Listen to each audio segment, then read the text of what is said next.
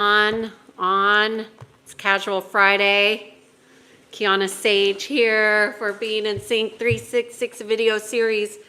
A little bit later on in the afternoon than I normally come on, but you know, what's normal? What's normal?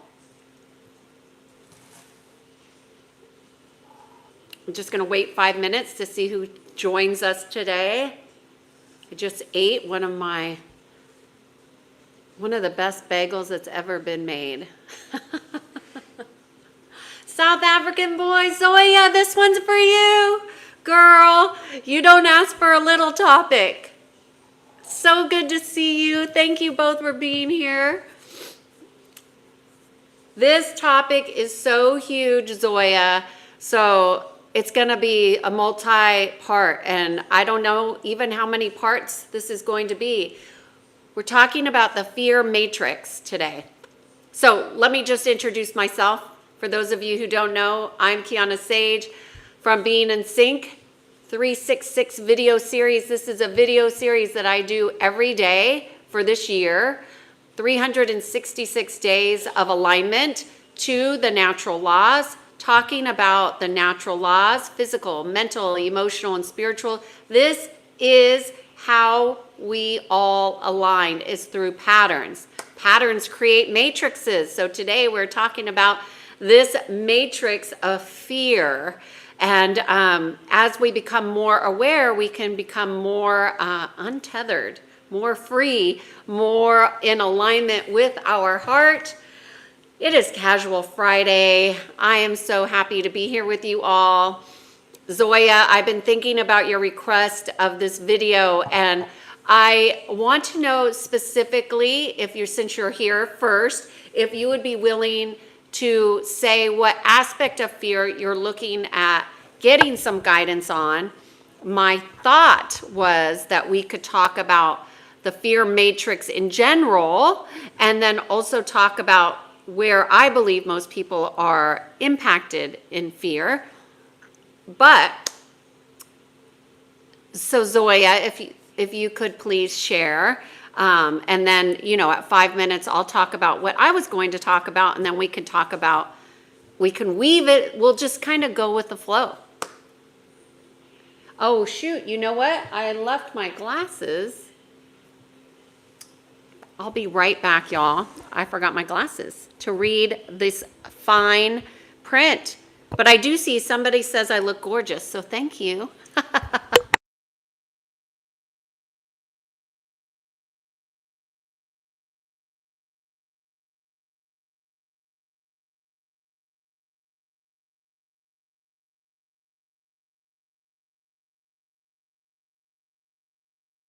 Okay, I have my glasses.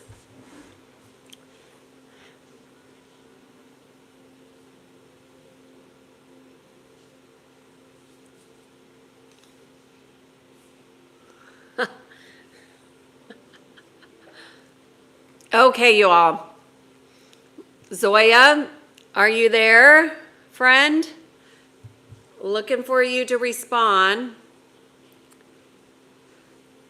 So I just want to say it's so good to be here. It's good to have a new day to begin anew. So today I hurried up and woke up so I could do a silent meditation, which is one of my favorite things to do, with tea, and it was amazing. So if you spam the chat, just know that you will be deleted. No question. So please don't spam the chat. And I just wait until 5 minutes, and then we're going to go into the discussion. And I want to ask a question.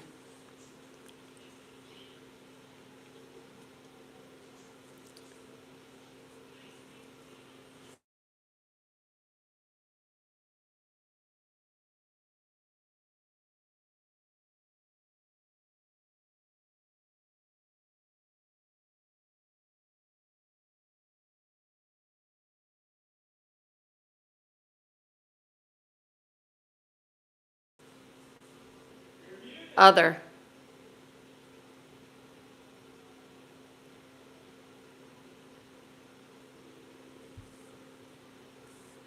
Okay, there is the poll for today. My biggest fear is losing the person I love the most.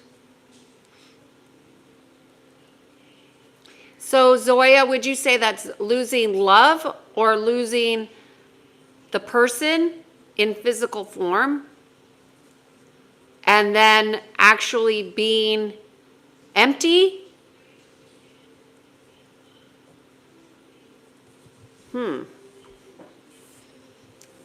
Okay, so I'm going to take that under consideration and look for your response on that.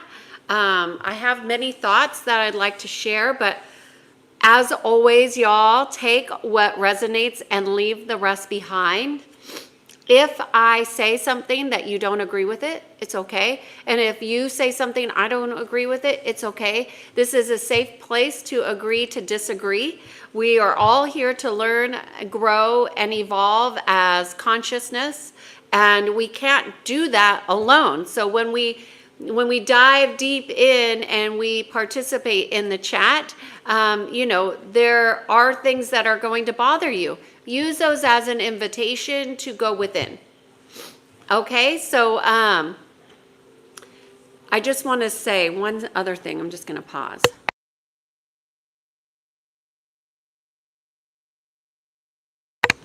Okay, sorry about that. So today we're talking about the fear matrix. And of course, this is a deep topic, okay? This is YouTube. So I'm going to do the best I can with a deep topic that is obviously very personal to many people. And I wanted to share it in a way that was accessible and surface, yet you could go deeper within yourself to find out what more there is to understand.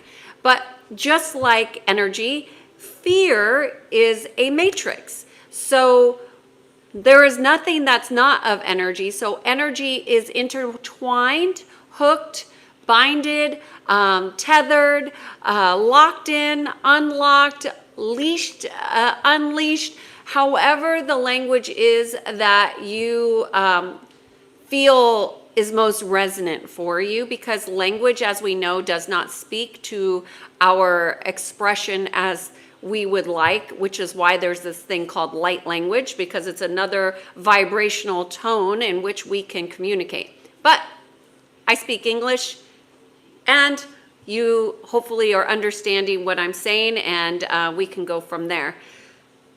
The matrix is an energy, and fear works in matrices. It is both interdimensional and also it is multi-layered, which means that even when you address a fear in one aspect, it might like ricochet or link to another aspect of something that you may have never considered before. So when we have fears, it's not that you're going to conquer your fears. It's that you want to understand that fear is merely an illusion, and it is not necessarily true. But oftentimes in our thoughts and our thinking process, we believe what we think, and therefore that makes it so. So the fear matrix is totally interwoven with your belief system. So how you believe needs to be untethered as well as your fears. And that's oftentimes where I think most people kind of get stymied with fear, is that they don't want to go so deep into their belief systems, and yet our belief systems are what locks us into a matrix of fears. So hope that makes sense to you. When I was thinking about Zoya and your request, and I want to say thank you so much for your request, and thank you for being here, and thank you for your honest participation. But money and health are often aspects that most people are more comfortable in looking at fears because they don't want to be in fear. And so what And I would agree. I think somebody's saying here, Jesse Jones, not suicidal, but hate of life.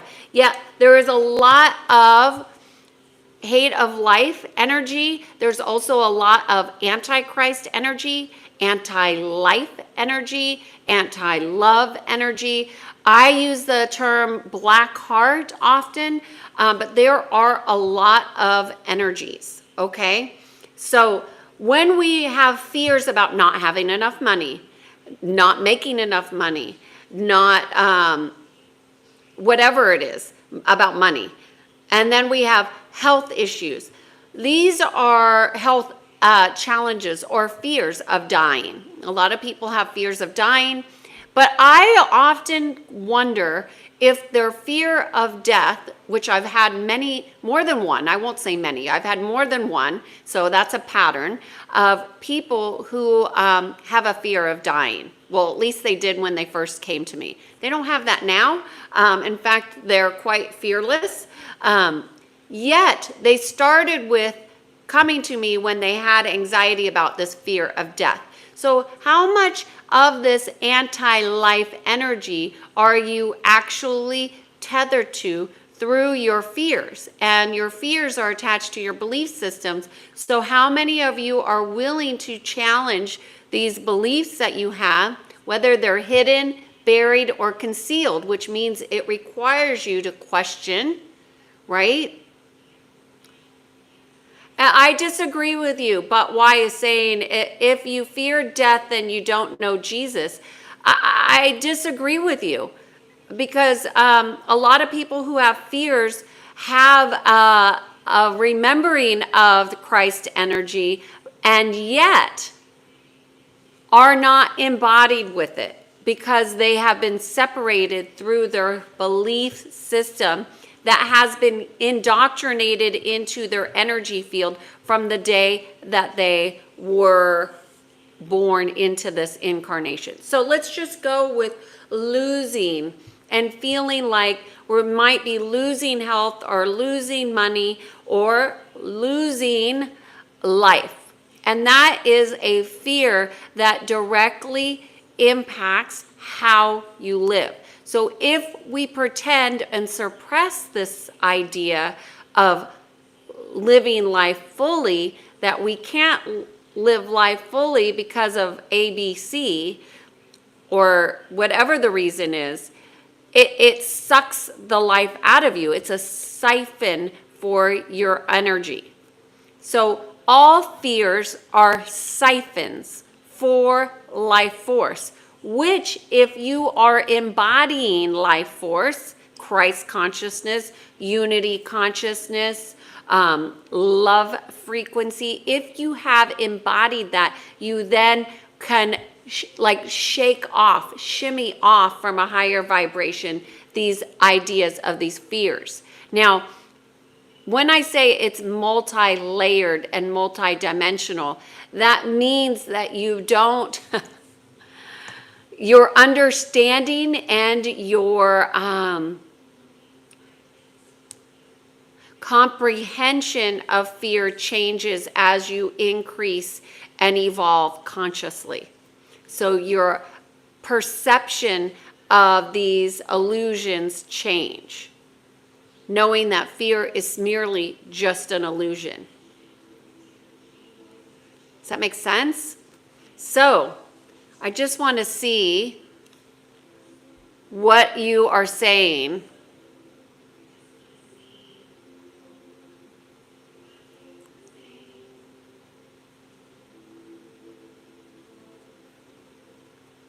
Fear has been an intense aspect of my life. Well, most of us South African boys, right? So let's look at this intensity of this illusion and how might we consciously open up into seeing this fear for what it really is, which is false. It's a siphon. Hello, officials, back. Gil, hello. My biggest fear has already been faced. but it left me with PTSD. Well, let's talk about that if you can, willingly talking about, because sometimes when we have these trauma of seeing our biggest fear and experiencing something very frightening and scary, and it leaves what's called a cellular imprint on our way of being, our expression, and shake it off from a higher frequency, meaning see it for what it is. See the trauma, the post-traumatic experience for being what it is. What if we didn't resist what we saw, that we accept it, even though we don't like it? What would happen if we accepted that our fear we face is fully accepted for what it was? It is the isness of the oneness. And I know that sounds really woo-woo, but we are aspects of one. We are unique embodiments of this vastness of oneness that has many different aspects to it. Not all of it's pleasant to experience, but necessary for our expansion into the truth of who we are. So who are we? Embodied. What have we embodied? And if we participated in the past with this idea of separation, of death, of losing, and forgetting that we are all one. So Zoya, if we can accept that we are all unique emanations of the light, for example, then nothing is ever lost in the light. Nothing is ever lost in the light.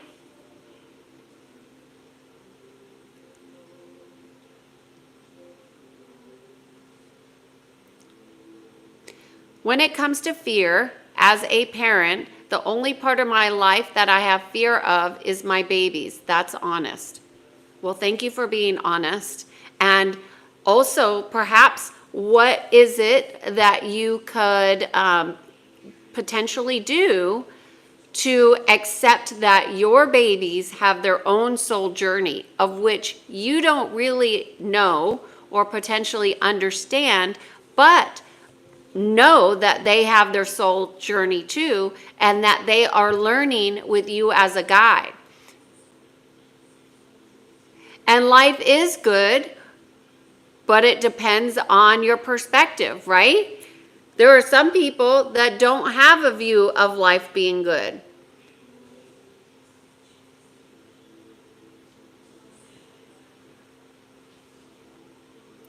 When I came back, South African Boys is saying, when I came back from the war, I spoke to nobody for a whole month. I didn't speak to my girlfriend once. I sat in my room, not wanting to die, but hating life. I fear losing more friends like in the war. What if your friends are now an aspect of the embodiment of fullness of oneness? And that losing them is an actual perception that is distorted, that nothing is really lost when it's of love. Could you play with that idea? And if you play with that idea, how does that change your experience?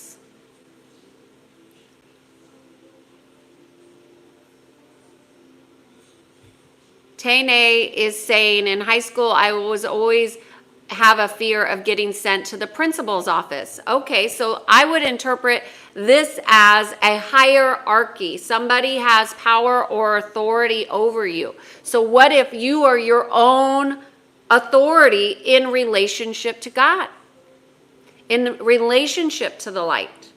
And that if you can fully embody that consciousness, that higher perspective, can your perspective change? How are you looking at your fears in relationship to power and authority and to hierarchy. And what if you fully claimed your authority and your space, your body, your life force, calling it all back to you as it is yours as the rightful owner and commanding that?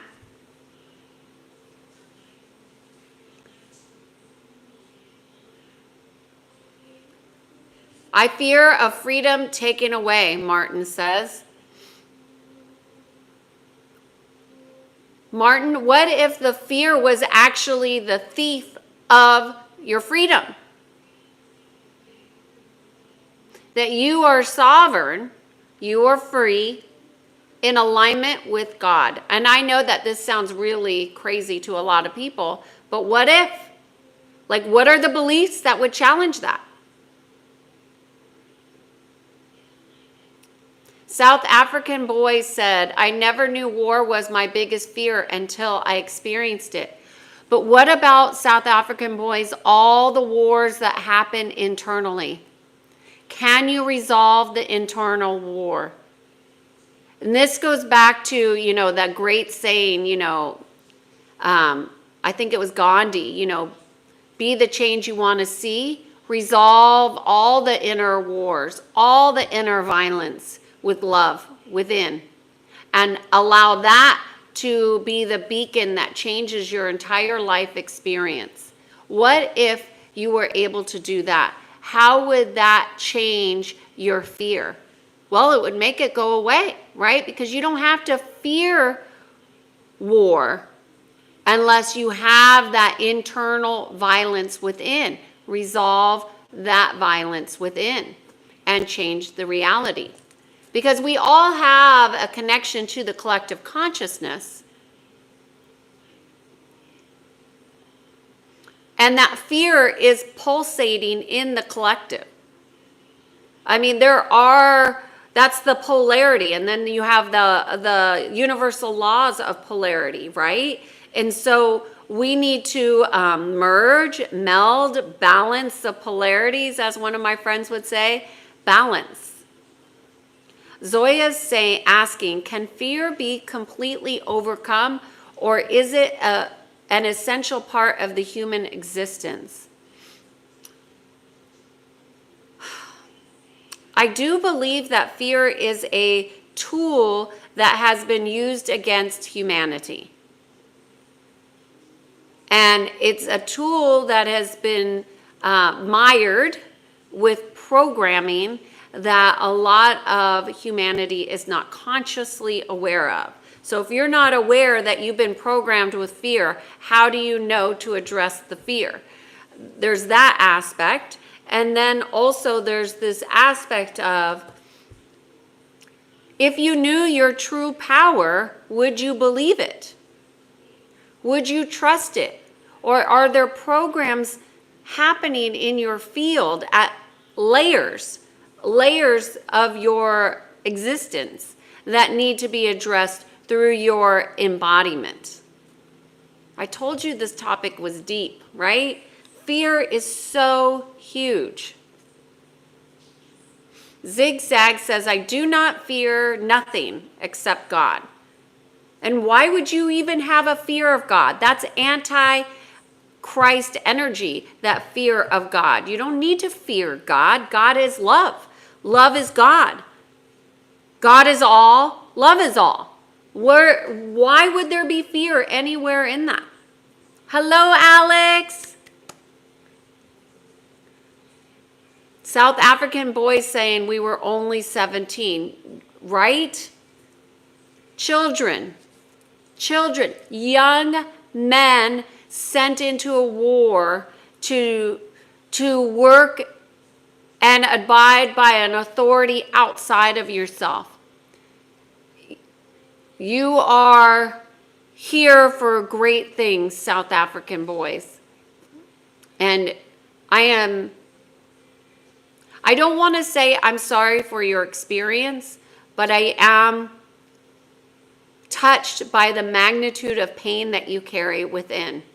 And it has, since you've come onto this channel, It has touched my heart. And I mean that sincerely. There really hasn't been a day that's gone by that I haven't felt your expression of deep pain and for what you have witnessed. And there's so much love for you. That's what I have to say about that. So, just going to see what y'all say about So 47% have other aspects of fear.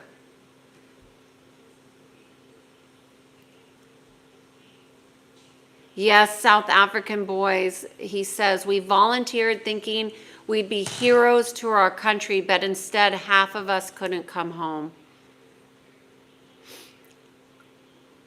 You know, I just want to say the betrayal of our beliefs and our thinking, there is a massive betrayal, and that's where forgiveness comes in. Because what you thought it was going to be and what it was, which by the way, this happens not just with war, but with other things as well. I thought it was going to be this and I got betrayed. It turned out to be hell. It turned out to be this miserable, tragic experience that now I have to grapple with, which by the way, I would say you get to grapple with because our pain is an honor. And when we start to look at our life as an honor, that every moment of every day is our opportunity to commune with our greatness, our embodiment of our light, we begin to shift our expression into greater fullness. I feel like I'm preaching, but I'm so sorry. I just think this topic is so deep. Hi, Greg, good to see you. Chairwell says, what about fear of rejection? And I go back to you, Chairwell. I think that's a good one. But what about our beliefs about who we really are? Who are you? Can you really be rejected in the light of all that is, which is love, which is God?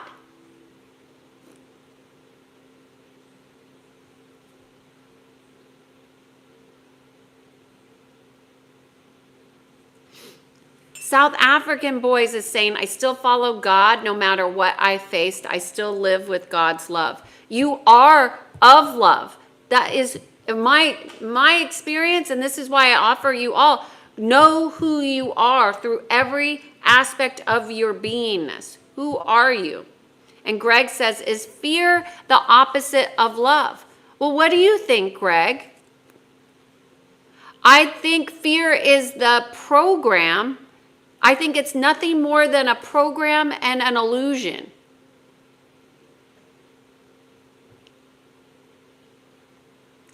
Richard says, I'm staying away from medication and magic.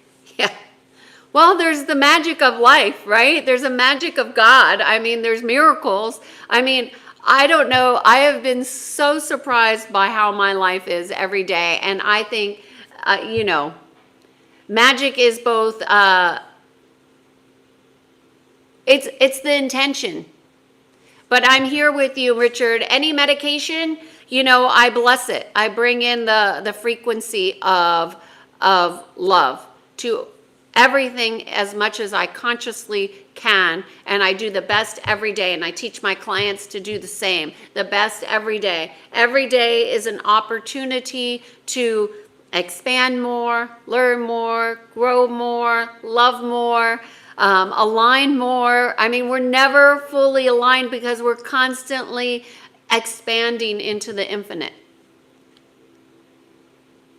Zoya is saying, can fear be an adaptive survival mechanism in some situations when we can become, when can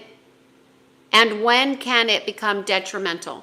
Okay, Zoya. This is a really a good question because you're bringing in the physical body because you're talking about mechanisms of survival, which is fight or flight. And when people are in fight or flight, it's automatically going to command your nervous system. your nervous system is going to, if it's overactive, it's going to completely rearrange your chemicals in your body. When your chemicals are out of balance, guess what that changes? Your hormones. Well, guess what that changes? Your stress hormones. It also changes how your brain operates. It also changes how you perceive through a distorted lens. So the nervous system must be commanded, and you are the commander of your nervous system. When you don't command your nervous system and you go into survival mode, which I've been there, before I learned this, that's what I did. And I didn't even know I was in fight or flight. So, I teach what I've learned. And when you command your nervous system and you learn how to command your body, you become more powerful. Your thoughts and your body are not somebody else's responsibility. You are the commander of your body and of your field and what you allow in and what you align with. That's how powerful you are. That's what consciousness is. That's why we have a war on consciousness. This is a spiritual war, you all.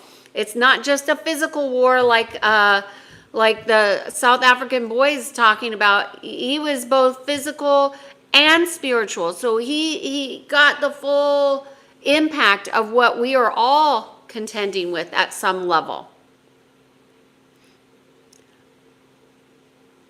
So the fight or flight mechanism within our nervous system is a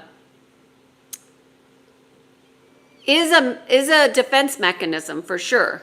But I think you asked, I don't think it's natural to be in defense all the time. I think that's been programmed in so people are more susceptible to attacks of spirit, attacks of consciousness, attacks on your person, all kinds of. So your job is to become, fully strengthened from within. So it goes, the inside world creates the outer world.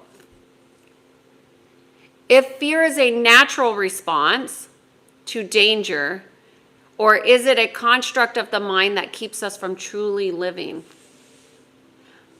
I'm going to go. I'm going to say that this is a great question, and I think I'm going to go ahead out on a limb here. I'm going to say what I think.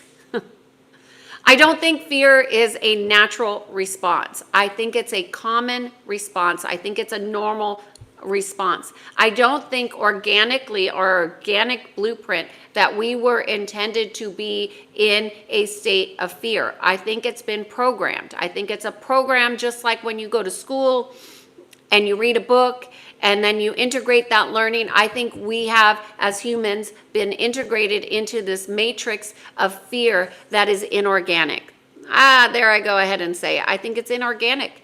But I do think that it is a construct of the mind, and we have more than one mind. So when I say it's a matrix, we are the ones that control what we are tapping into and out of through our conscious awareness.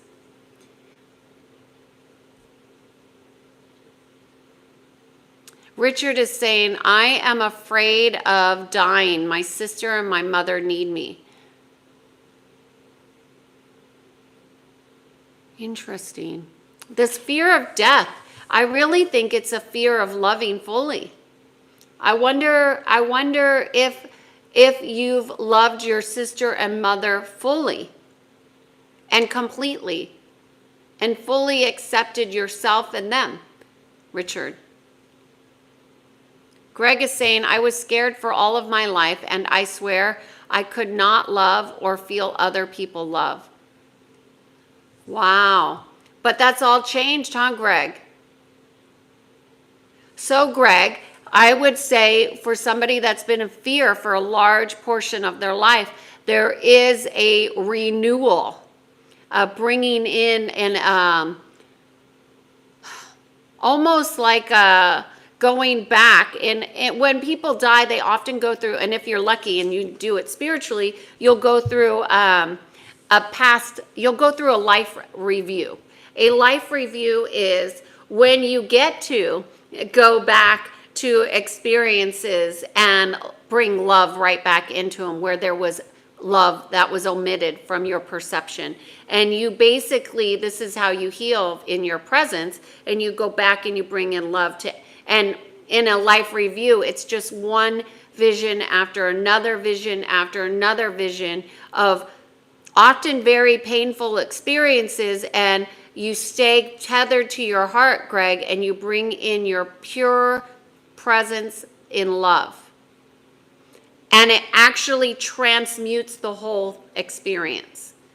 So, Greg, I wonder if you have gone through something like that. If not, it's definitely a gift, although not easy to do. And I would say I did that. Let me think. I did that probably for 3 weeks every single day. That's how long it went for me. And it was all night long. Like, it felt like I didn't sleep. And I wonder if I did sleep. I don't even know if I slept, to be honest with you. I just know I was doing this all night long. And I was revisiting memories and experiences and just really healing them with love. Zoya is saying, I read a holy book online, or maybe I say it's a quote. Do not fear, I am with you. I hear you, I see you. God said, fear not, myself am indeed with you both. I hear you, I see you. Beautiful, Zoya. And that is all from within. Beautiful, Zoya. Sukuna is asking, tacos or burritos? Somehow I think that's a trap, a thirst trap. I'm not going to answer that. But I love Mexican food. I heard that indifference is the opposite of love. Greg, what if you looked at it? I'm just going to offer this to you, Greg, and tell me what you think. Since we're just a small group here. What if it was either love or not love? And that not love was actually love. It was just a distortion in perception. So basically, there's really, the only difference is the polarity in your perception. What if? So everything is actually love, except for your perception. So the correction is happening within your perception. Something to consider. Richard is saying, Richard, where are you getting these stats? 95% of people think we all are evil.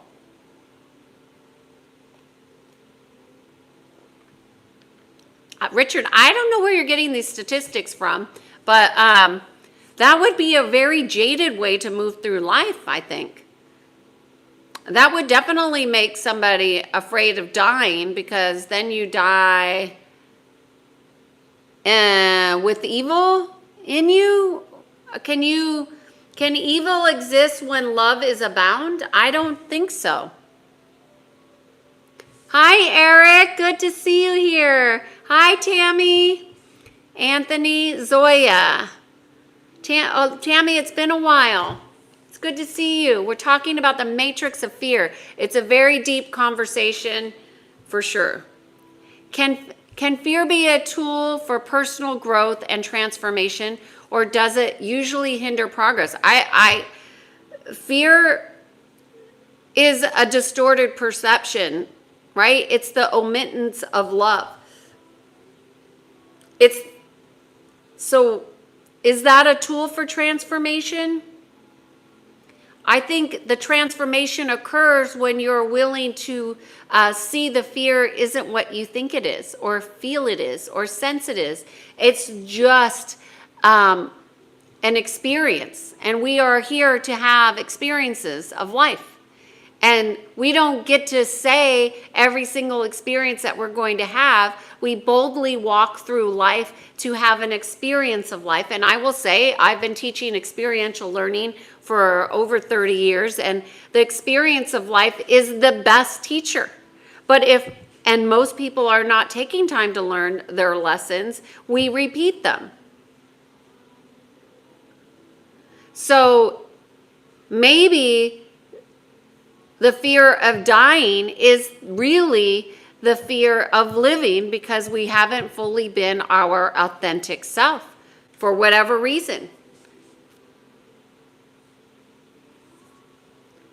Tene is saying, I want everyone to love and respect me. What shall I do? Be the love and respect is what I would say. Anthony, we don't judge here.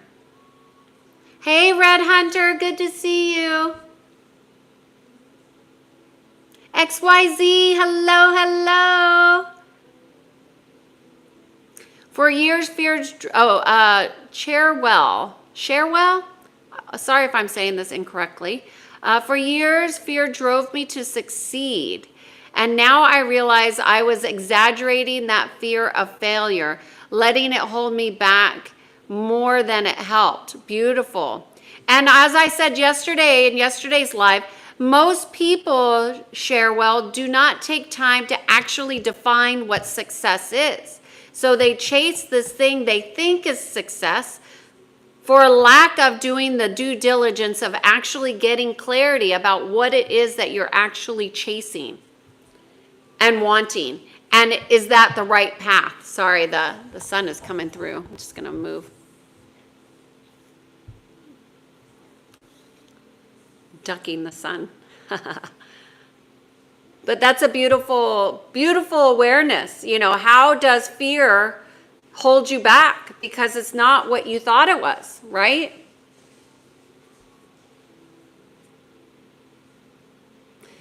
Greg is saying, I'm not scared anymore, and I feel that love is not intimidating to give or receive. No, good.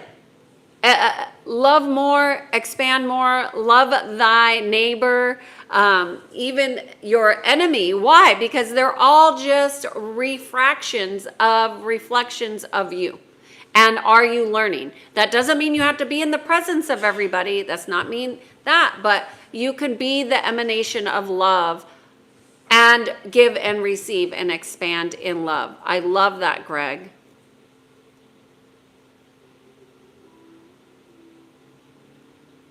Tammy, so good to see you here in the chat. Jarrett is saying, without fear, there is no bravery. Well, who would you be without the fear, Jarrett? That's the question. If you didn't have fear, who would you be? And I think that's a great question for everybody to ask. I'm going to put that in the chat. Let me see. Hold on, I'm going to put this on pause.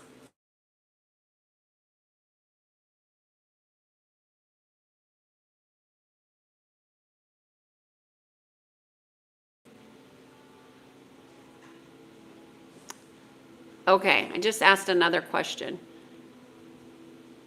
It's very interesting. I'm trying, so ask yourself the question, who would you be without fear? If that was not an aspect of who you have allowed to be a part of you, who would you be? What would you be? How would you express? How would your authentic self come out if you weren't afraid? If you didn't invest in people not accepting you or rejecting you, well, who would you be if that was not an aspect of your investment in your mind? Tene is saying, I fear about imaginary things such as getting in a car accident and getting in trouble. Please help me. Those things are things that need to be transmuted. So thoughts become form. So that's when they say that becomes a self-fulfilling prophecy. I'm sure you've heard that before. And we are creators. We are constantly creating. If we're not mindful of what we are thinking, what we are creating, what we are co-creating with, we will create a pattern of those types of things, which is problematic, right? Challenges. And there are patterns of challenges, and they are often rooted in beliefs of things that we are doing unconsciously, meaning we think a thought, but we don't challenge the thought.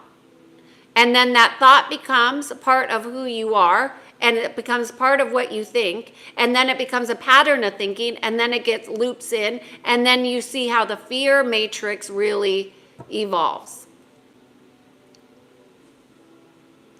Zoya is asking, how do cultural and social influences shape what we fear and how we react? Well, Zoya, remember I said at the very beginning that there are programs, okay? There are programs that get implanted into your way of expressing, way of being.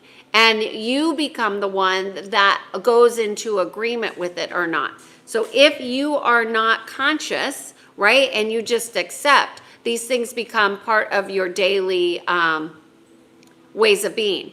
But when you challenge social influences and you don't go along with the masses, so for example, look at what happened to those people who decided to not wear masks, right? Back in the beginning of the situation that happened globally, when people were told that you must wear a mask or you can't go outside, there was a faction of people that chose not to go along with that. That was both a cultural and social thing. But look what happens. When you choose to honor your authentic way of being that does not go along with the masses, there are repercussions to that. But you must be strong in your resolve of what is in alignment for you, regardless of what is happening on the outside. And that takes a lot of inner strength. A lot of inner strength. And it takes a lot of understanding what it is that you believe, what you do value, what truths you are standing in, instead of believing what other people are telling you. What are you believing for yourself? What resonates for you?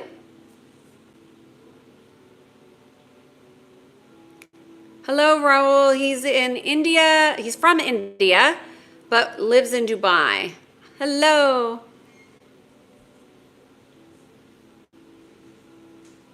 Anthony, yeah, Anthony is saying, I'm not judging, that's an actual diagnosis in the DSM.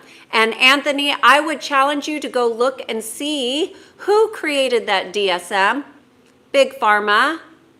Big Pharma. That DSM, go look at how the DSM and all those diagnoses were created. Why they were created. And I have been wanting to, Anthony, and I'm just not tech savvy enough to figure it out. And it would be a very long channel post, and it would probably get banned. But there is a video on this, Anthony. If you send me an email, I will send you a link to this video so you can watch it for yourself, so you can fully understand what that DSM is. Because there's a lot of people out there that don't know how that DSM came to be and what is actually behind it. And guess who's the biggest purchaser of that DSM for the hospitals and institutions? Big Pharma. Yeah, it's a lot of things happening that need critical thinking. And just because they've been diagnosed, that is not who you are. Nobody is a diagnosis. We are far too powerful for a diagnosis to be an identity. And I say that to everybody. Do not allow any diagnosis to become part of who you are. No way, never. Okay, Zoya is saying, how do phobias form, and why are there some people who are more susceptible to them than others. And Zoya, I don't know the why phobias form other than we all have a propensity to have vulnerabilities in our energy field. And if we are not proficient in cleaning, clearing, tending to our energy, our body, our ways of being, we can have susceptibilities to all kinds of things, and phobias is just one of many. But it is an aspect of fear that could easily be passed down from generation to generation.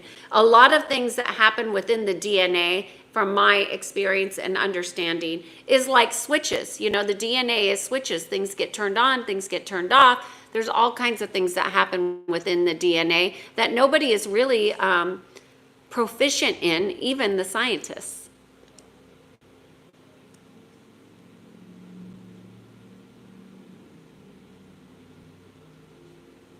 Jarrett is saying, Jarrett is saying that he believes fear keeps him alive. And I would say that fear is actually siphoning your life force. So it's actually what you're demonstrating here, Jarrett. Thank you so much for that. Is you're demonstrating how reversal currents show up in form with beliefs like that, right? And we think it's normal. We think it's normal, but it's actually a reversal in the energy currents, because it actually, fear takes you away from life force.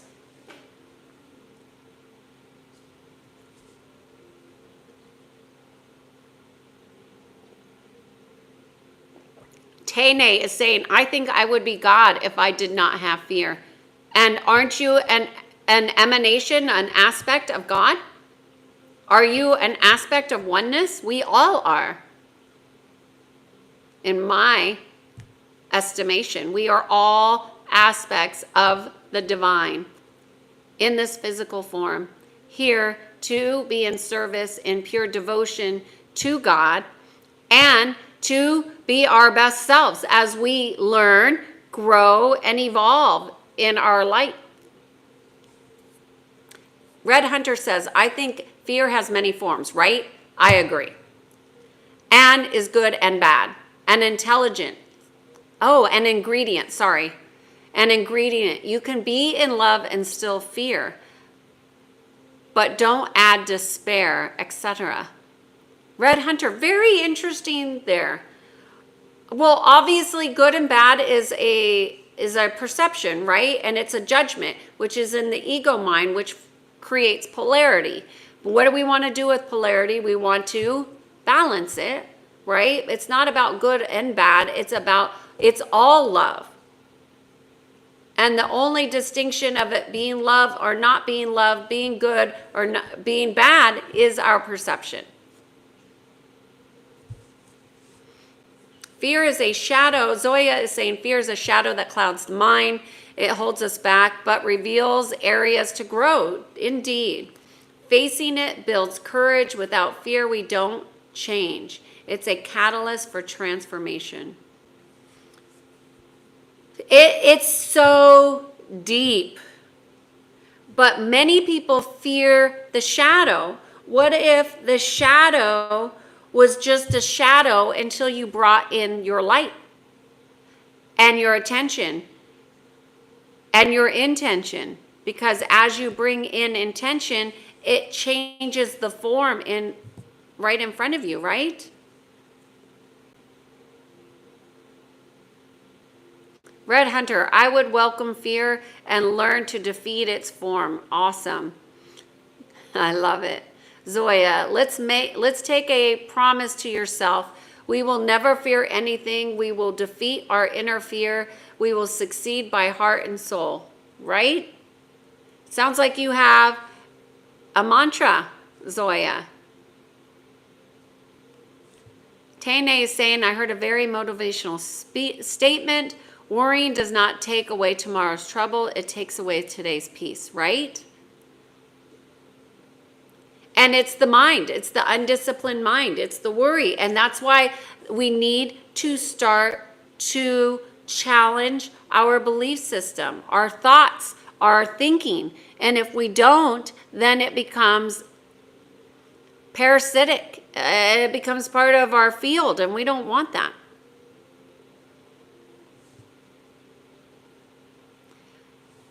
Marjorie says, I was bullied for not wearing a mask. Oh, I'm so sorry. And now I am courageous, right? Good for you. You know, we all have to follow our inner truth. And it's not prescriptive, right? We are all different aspects. Tane is saying, just one important question. I haven't experienced that many times. Fear usually turns into anger. Why is this so? Well, parasitic energy feeds off of anger. So when you lose control emotionally, it allows these other energies to come in and bring you down another notch. Because anger is a lower frequency, right? So it's really the moment that you realize that you are fearful or angry is the moment you could choose another path for yourself. I remember a couple weeks ago, my husband and I were having a very spirited discussion, and I said something in a very spirited way, and he's like, well, that does not help at all. And I just started laughing, and he was right. And I started laughing, and you can't be angry and laugh at the same time. You can't consciously breathe and be angry at the same time. So take that for what you will. If it resonates, try it. Tane is saying, I think the only one who is fearless is the creator of the universe, which is the creation is the truth. So if you are an aspect of the truth, how do you align more to more of the truth? Muhammad, thank you. Richard says, you helping scared people. I don't know. I'm just on here talking about the fear matrix, and it seems like, let's see, would you be the same person? No. So who would you be without the fear? And that is the question. I think that is the question we shall start with tomorrow in part 2. Who would you be without the fear?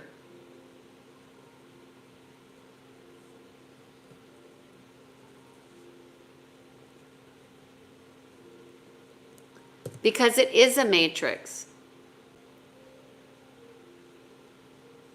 Tane is saying, I think the best way to overcome fear is to focus only on what you can control. But control is an illusion.